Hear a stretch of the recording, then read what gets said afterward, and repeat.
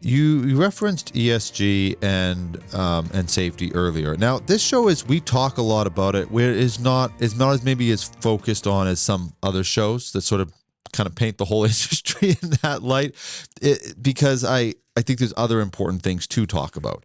But it certainly is part of the main part of the discussion.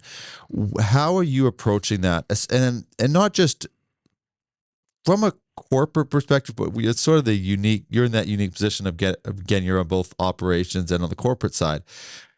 How do you approach it on the ground and then also from a corporate level?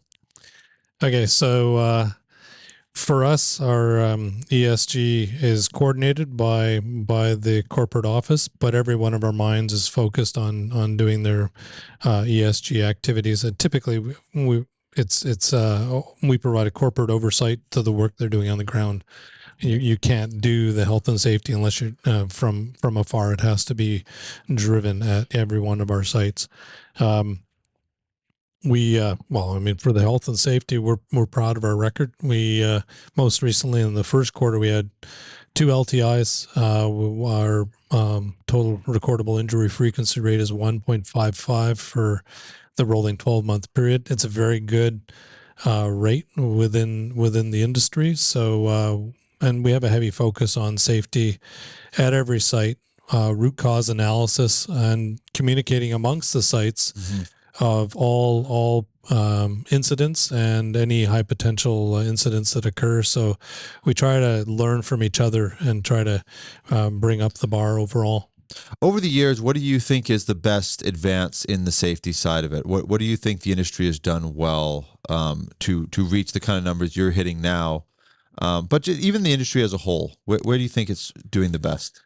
I think for us, it's field level risk assessments get done. That's one of the key things, and getting the supervisors out there, making sure that it's not just relying on the workers to go out and do it, but being out there, doing those assessments, making sure they get done, and a lot of training and programs at each one of the mines. They're not all the same because some of them have come from different areas, but they all work well, and being coordinated by our head of health, safety, and environment. Is that an important nuance in health and safety, though? Is I was doing Cementation was on the show, and they were talking about. Actually, he had I'm forgetting his name, but he had an interesting point where he was talking about, if you're focused on like every little scratch someone gets, you almost miss. You get so hung up on these little like not getting it on the report that you actually miss like major developments that could actually pose real risks. And then I thought that was an interesting point. And then what you're talking about is adjusting them based on site.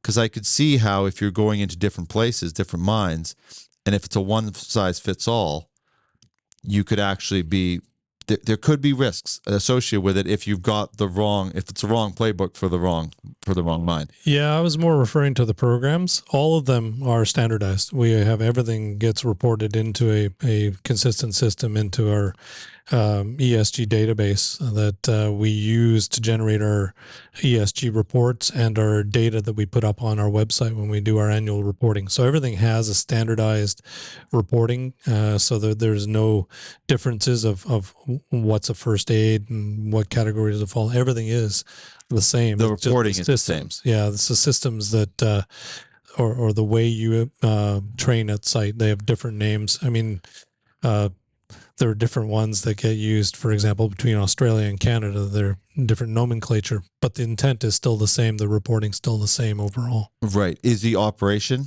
this? So like the training, not to get too much into the weeds, is the training the same? So when you're saying it's just a different name, but it is like the same training, same methodology, similar. Or does it? Yeah. Similar. I mean, especially when you translate, there's certain aspects that are easier to convey, and we deal in 3 different languages, so we benefit by some of the programs that have been in place. For example, with Los Filos, which came through Goldcorp, which had a very stringent safety program. So we don't let that go in order to put something else in. You build on it and make sure it incorporates the learnings that we have from our other sites.